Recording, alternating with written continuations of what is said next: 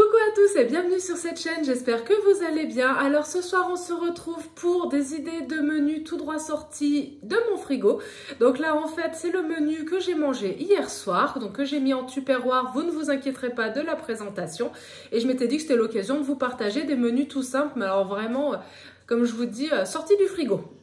Donc en entrée, je me suis fait une soupe de poireaux pommes de terre. Ce qui change, c'est que je n'ai pas mis une pomme de terre normale, mais une patate douce.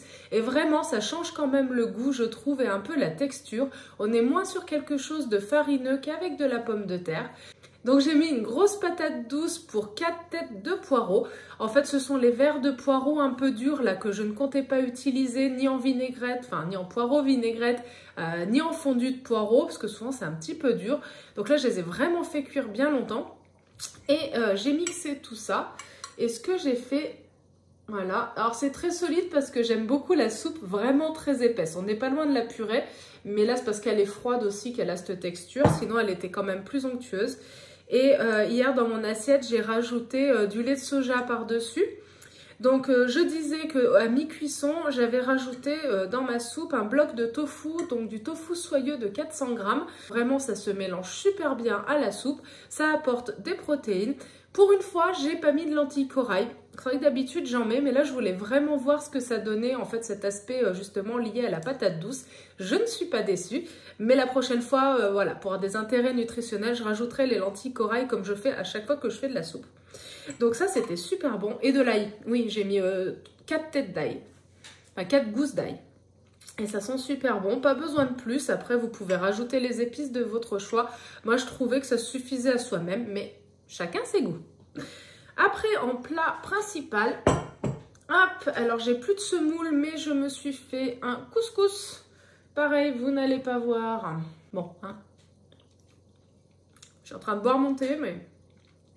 Donc, je me suis fait un couscous que je vous ai filmé en vidéo, mais que je vous mettrai plus tard dans le cadre d'une autre recette. En fait, ce que je fais, c'est que je prends le couscous traditionnel. Et juste au lieu de mettre des merguez, je mets des merguez végétales. Ce qui est important, je trouve vraiment, et qui apporte beaucoup de rondeur au plat, en tout cas dans le couscous, surtout quand il est végétal et qu'il n'y a pas l'apport de graisse animale, c'est que je rajoute de l'huile d'olive ou de la margarine. C'est vrai que la margarine apporte un côté un petit peu plus onctueux. Là, hier, je n'en avais pas, donc je n'en ai pas mis. Mais j'avoue que c'est un tout petit peu plus rond en bouche quand même quand je rajoute de la margarine. Vers la fin de la cuisson, ça apporte quelque chose d'un petit peu plus... qui nappe un peu plus la langue. Voilà. Donc, couscous tout basique. J'ai mis carottes, navets jaunes. J'avais des navets jaunes. Courgettes, parce que j'ai vu une promo. Les courgettes étaient à 1,50 € le kilo. J'ai sauté sur l'occasion. Pois chiches. Et j'avais mis aussi donc de la semoule et une saucisse, une merguez végétale que j'ai déjà mangée. Donc, enfin, j'en avais mis plusieurs, mais du coup, je les ai déjà mangés. Et en dessert, je me suis fait de la compote. Alors, il en reste encore beaucoup. C'est un autre pot. Parce qu'en fait, j'ai fait de la compote compotée pommes et figues de Barbarie. Le goût est super bon. J'ai juste mis sans sucre de la compote, enfin de la compote, des tranches de pommes que j'ai fait revenir à la casserole avec la figue de Barbarie. Le goût est très bon. Le gros problème de la figue de Barbarie, ce sont ses pépins. Donc on est sur quelque chose, je ne sais pas si vous allez voir, c'est un peu des monstres. Voilà, donc ils sont assez conséquents et c'est surtout qu'ils sont durs. En tout cas, moi, j'ai pas réussi à les mâcher et je ne suis pas la seule. Donc ça m'a rassurée, c'est pas que mes dents. Donc il faut que je trie tous les pépins et Dieu sait qu'il y en a dans la figue de Barbarie.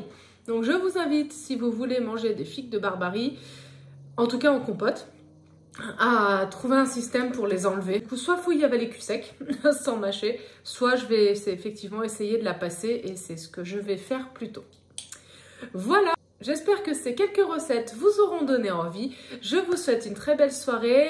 Comme vous avez pu le constater, je n'ai pas continué les vidéos une fois par jour des idées menus, déjà parce que je pense que ça vous saturait. Et en plus, ça me prenait du temps sur mes révisions et là, ça commence à être un peu short, j'avoue. Donc, j'ai pris beaucoup de retard. Alors, tant pis, je suis contente d'avoir fait cette expérience pendant 2 semaines, 14 jours. Et puis, on verra l'année prochaine. Je pense que je reverrai les choses sur un autre mode. Je vous souhaite une très belle soirée. Comme d'habitude, prenez soin de vous, bon appétit et à bientôt. Bye bye.